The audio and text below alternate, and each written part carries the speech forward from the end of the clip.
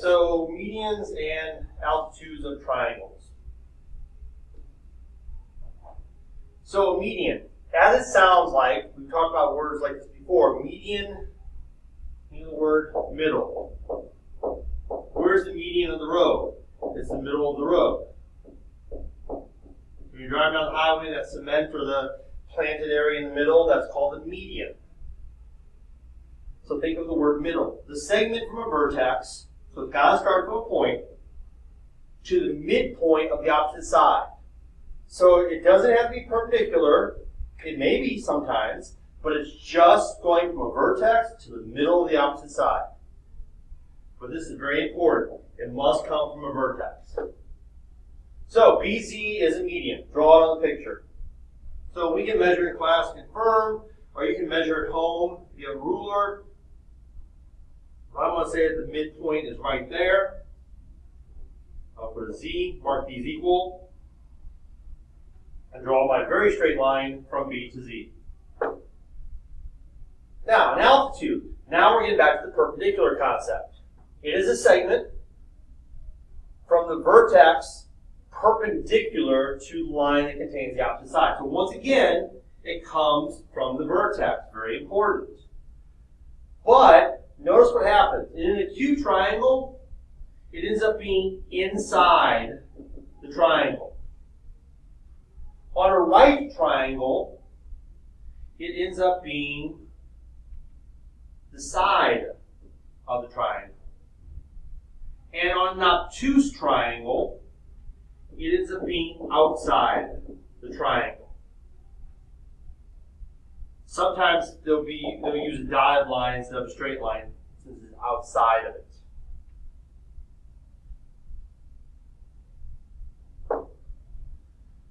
So BZ is an altitude. So we got to start at B at the vertex, and we're going to drop down straight down. And there's an altitude. Now, what's the difference between this and a perpendicular bisector? It is perpendicular, but notice, here's one length, here's obviously a longer length. These two sides are not equal. That's the difference. Like I said, sometimes they may be the same line, but here we're just talking about perpendicular line. And remember, it's got to come from a vertex. And perpendicular bisectors don't always have to come from a vertex, remember? So, name an angle bisector. Well, we have to find an angle that is cut into two equal parts. F doesn't even have a line there. D is clearly not divided equally. So, angle B. We have two arc marks. The angle bisector is BE. Name a median. Well, remember, median goes from a vertex to the opposite midpoint. Do we have equal pieces here? Yes, we do. Does AC go to a vertex? No, it does not. Let's look at DG. It starts at a vertex, but does it split FB equally in half? No, it does not.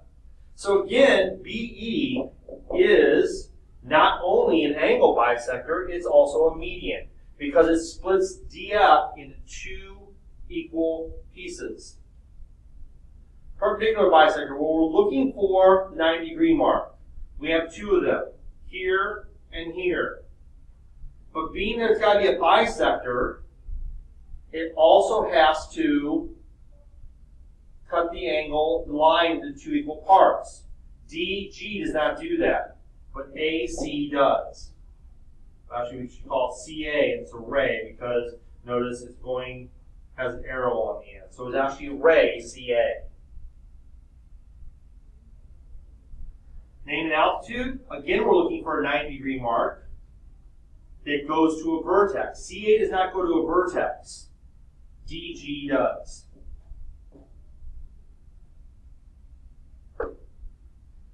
In YOU, UP is the median.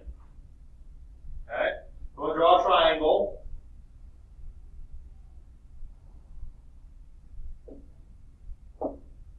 YOU. So I have to go to the middle of YO and make that UP.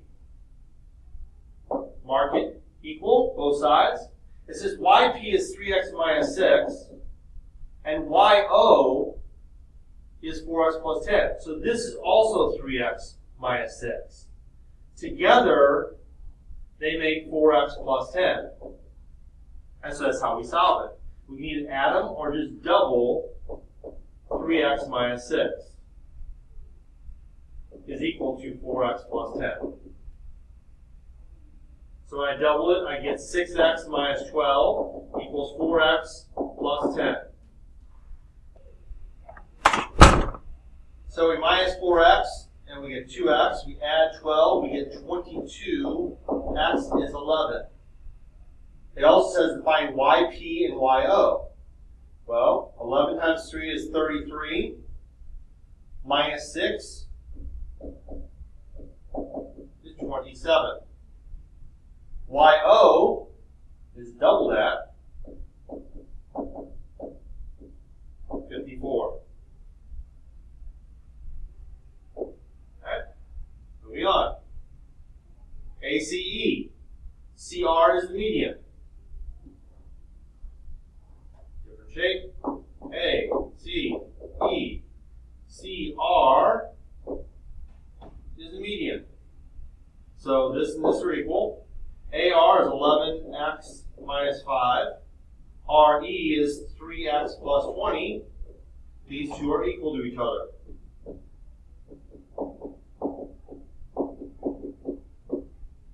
Subtract 3x, add 5. Let me check my math.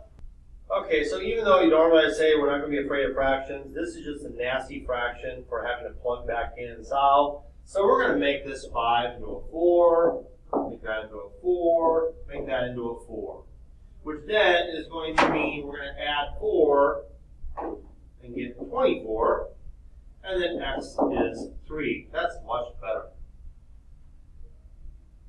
Now, AR, plug that back in. 3 times x, 11 times 3 is 33.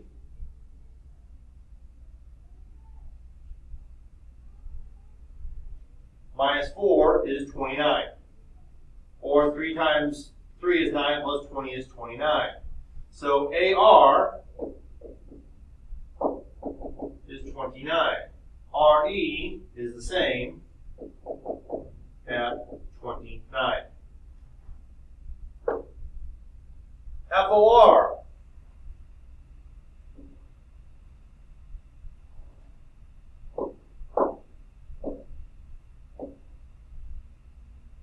IF is the altitude.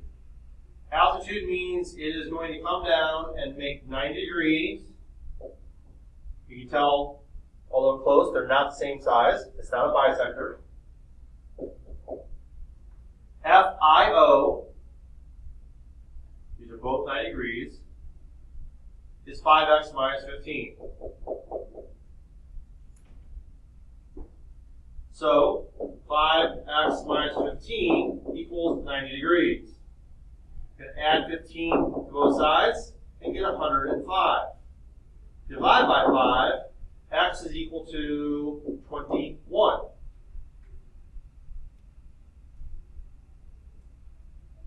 And FIO, without doing any math, is, the measure of FIO is 90 degrees. PAR.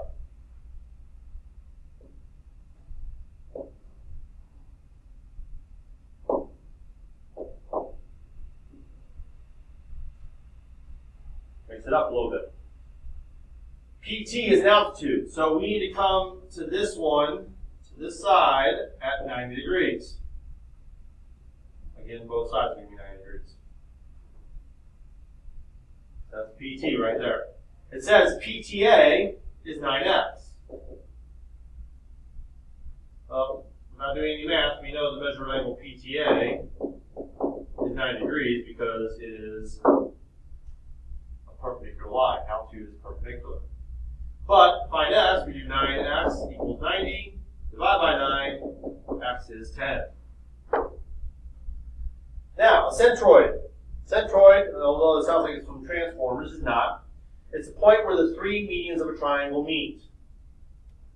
The centroid theorem says the centroid is 2/3 of the distance from each vertex to the sides of the triangle.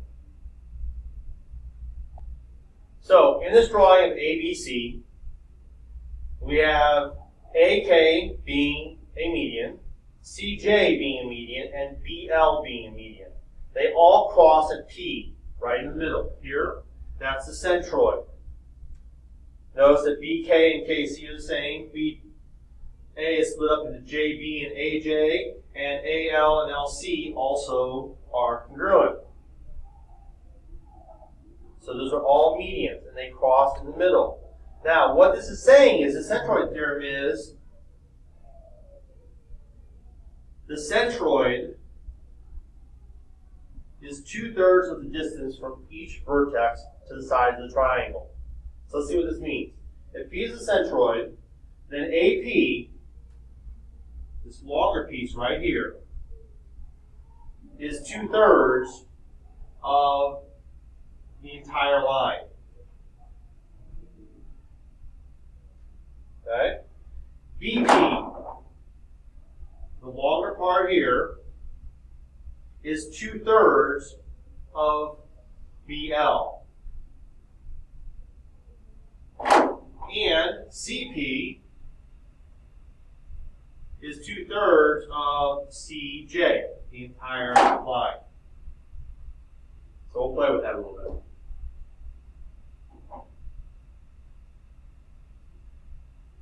PQR, NQ is 6.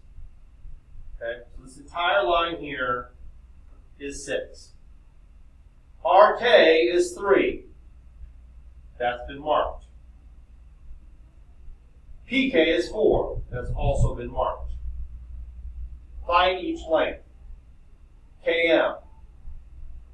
Okay? Well, what they're saying is 4 is 2/3 of PM.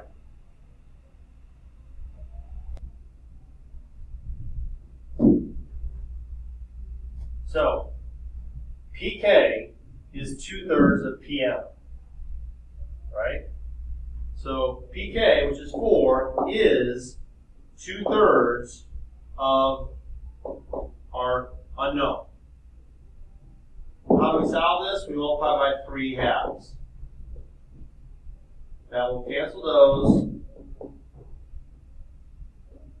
And what it gives me is 4 times 3 is 12, divided by 2 is 6. So the whole line, this whole line is 6.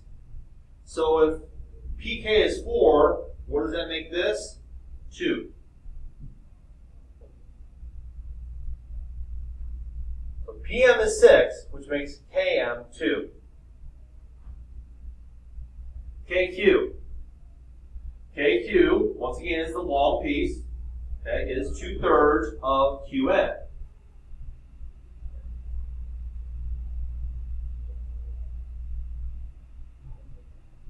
And we know that NQ is 6. So KQ, try to solve that, is 2/3 of 6. Well, 2 times 6 is 12, divided by 3 is 4. So KQ, right here, is 4.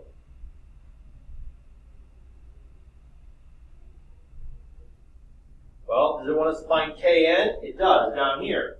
If we know KQ is 4 and QN is 6, again, this also 2. LK. Well, we'll try and find LK. LK is the remainder of LR. We know RK is 3. 3 is 2/3 of X. Again, we do the same thing, multiply by 3 halves. Then we get 3 times 3 is 9. Divided by 2 is 4.5. So if LR is 4.5, and this right here is 3, this is 1.5.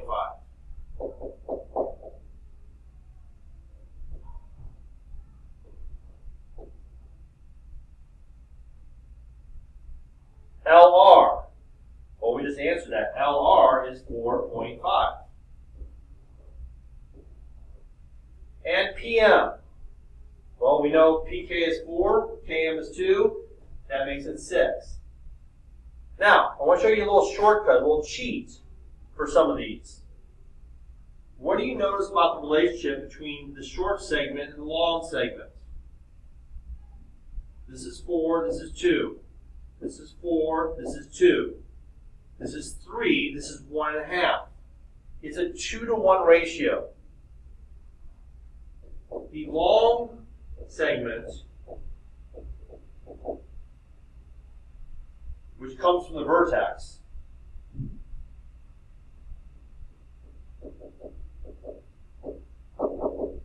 is twice the short segment.